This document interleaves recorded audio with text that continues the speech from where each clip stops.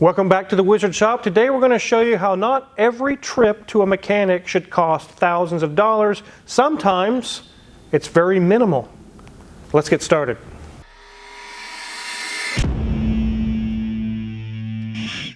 Look, Mrs. Wizard, the little kitty's waving at you. Oh, it's so cute. Unfortunately, I'm going to have to wait for the interior review to see it up close. I don't know if that's a cat or a rabbit or what it is. I think it's a cat. A cat? Yeah. This is a 2019 Mini Cooper, and it was dropped off just for one complaint. It's making a weird chattering, squeaking noise while he's at a stoplight or a stop sign or whatever. It's in drive, and it sounds like a chipmunk underneath the car. He was worried something drastic is wrong with the car. But before we dive into that and what's causing that issue, let's go ahead and take a look around this thing. Here's the front of this Mini Cooper. It has been in the shop several months ago. It's been a while. And being that we've had bad weather here in Kansas lately, it is quite dirty. It's got a lot of salt spray and kind of mud or dust, whatever, all over it. But it doesn't appear to be rusted out or caved in or dented or anything. Around the back you can see it's just a Cooper, nothing, no S model or anything like that, just a Mini Cooper. And the other side is equally nice. Let's let Mrs. Wizard give you guys a very quick tour of the interior. This car is 81,758 miles, and this is going to be a very quick interior review, as the Wizard said, because as many times as you guys think, oh, the cars are always clean and perfect when they come in, this is one of those cases where it's not, and so you only get to see a little bit, and so the gauges are looking lovely. As we look up here, we can see they have a few stuffed animals in their dash. Here's a lovely little teddy bear. We have a cute little frog. There's our key. There's the Wizard standing there. Oh no, sorry, that's a Yeti, Sasquatch. Oh, okay, I thought there was a Wizard for a second with a really bad toupee on. But if we look up ahead, there we go. Here's our waving kitty cat there with some interesting shades, and okay, they've definitely got some decorations going on in here. Definitely like in the, well, Yeti. But as we move down, you'll see they have a couple other additions. This one's fun. When you have the vents on, it actually can spin, so that's cute. It does have a nice infotainment system, which is currently wanting a Bluetooth connection to it. And we've got simple controls for that HVAC, which is very common to Mini Coopers. So I told you this would be a quick review. Here's our steering wheel. Standard buttons on there. You can see that they've got a little bit of dust in there, probably because, as you saw on their keys a second ago, they love their dog, and I think the dog must ride in here with them. So enough of this interior review. Let's see what's going on with this squeal, chatter. Maybe they lost a stuffed animal under the hood. I don't know. Let's open it up and see what's going on. So once we get it on the lift here in a minute, we can show you where the noise exactly was coming from. But before we do that, we'll show you what caused the noise. And one thing we noticed, that we're not going to be fixing it this time, and it's not detrimental to the operation of the vehicle if we don't fix it. But it definitely is something that's on the list for a future visit. I'll get the hood open, I'll start the engine, and I'll show you something very interesting. Here it says Twin Power Turbo. This is a BMW product, by the way. I'm going to start the engine and put it in drive and reverse. You're going to see quite a lot of movement in the engine, more than it should be.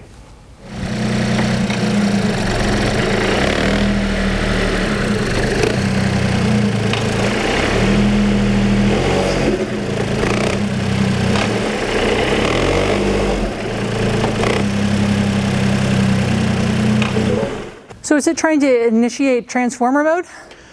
No, but you definitely did see the engine, basically the whole powertrain, rocking back and forth way more than it should be. In fact, I can feel the vibrations. No muffler Newton. Thanks, appreciate that, guy.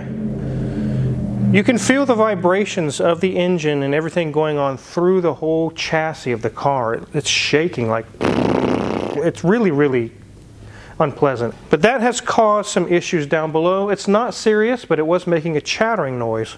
Let's get this thing up on the lift so I can show you.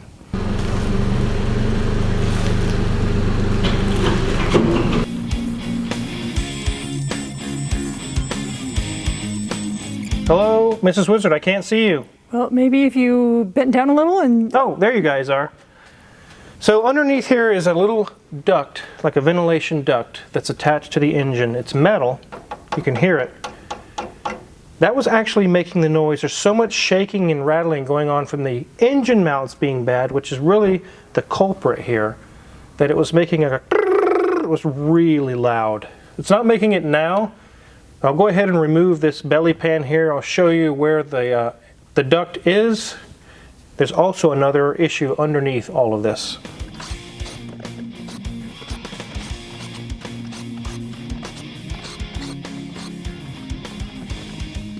One thing to keep in mind with vehicles that have belly pans on the bottom is it doesn't look like it's leaking anything. It's all dry. But if you look on the other side, there's some oil seepage going on right in through here. It's leaking. The reason why it's leaking is the oil pan itself has a small leak. Let's take a look. You can see oil dripping there, starting to come through the oil pan seal there, or gasket. That's causing some leaks. There's not enough there right now to warrant a big teardown and pull all this apart. It's something we're going to monitor as it comes in the next time and see if it gets worse. Then it'll be time to get an estimate together and see what we want to do. But one of the mounts that's allowing all of this flex going on is this one right here. It's kind of a torque mount, and the rubber is really soft. And this is just allowing the thing to rock back and forth a lot more than it really should be. The other mounts are up top, it's kind of hanging the engine, but this is actually what keeps it from rocking back and forth. It needs all the mounts and this torque rod replaced.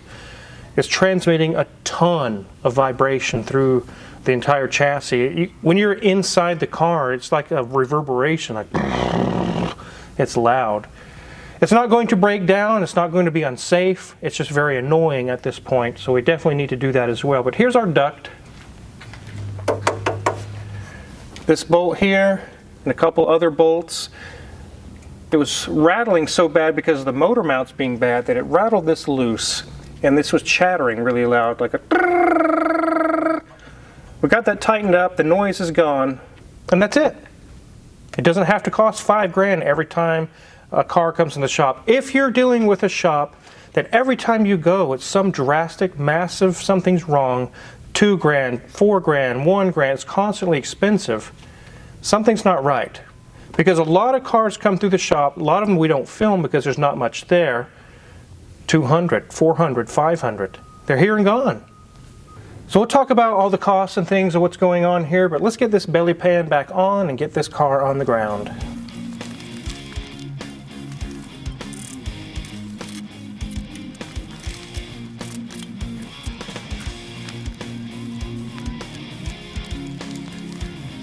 So the trick to putting these belly pans on is to put a few in place to hold it in place so you're not constantly holding it. And then go around and manually put in the rest, not all the way snug. Once they're all in, then you go through with the tool and tighten them down. And don't tighten them down really hard where it strips it out. Just get it snug, that's all it needs to be.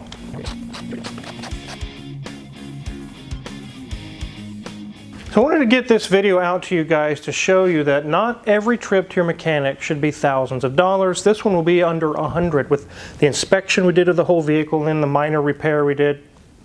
In and out, very cheap. Now the motor mounts, the oil pan, it has a burnt out fog light as well. All those things, yes, we're talking $1,000 or more.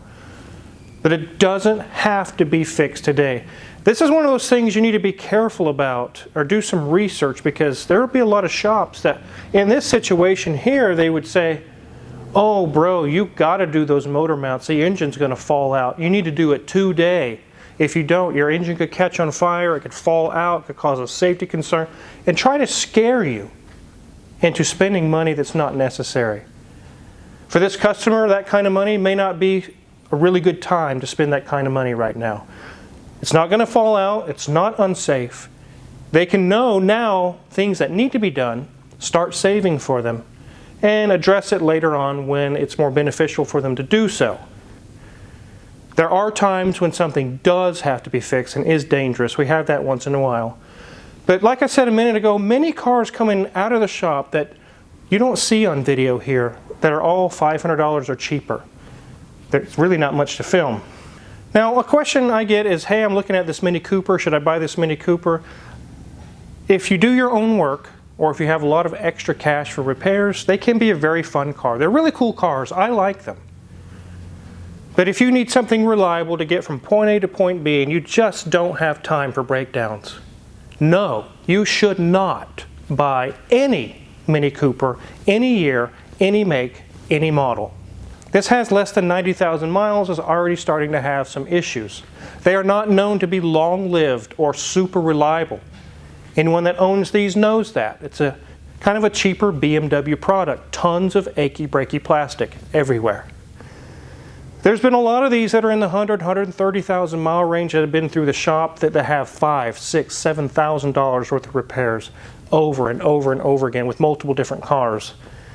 So if you're fine with that, you really love these cars, yes, they can be a cool car to buy. If you buy a brand new one with a warranty, yeah, that'd be a good deal as well there. But again, if you just can't afford breakdowns all the time, stay away from any and all Mini Coopers. So if you are looking for a small compact car that has to be reliable, there's a Toyota Yaris, there's a Honda Fit, there's Mazda 3s, there's all kinds of cars out there that would be much, much more reliable than this Mini Cooper. Sometimes people love the Mini Coopers, so they put up with all the quirks and some of the repairs that come along. That's fine, but again, I wanted to let you guys know it's not the car to buy for ultra reliability. If you're curious what kind of tools that we use to do the small repairs on this Mini Cooper or any other cars in the shop, check our Amazon affiliates link in the description below. If you purchase anything there, we get a small cut and really appreciate it. Make sure to hit the subscribe button because there's so many more cool videos to come. Thanks for watching.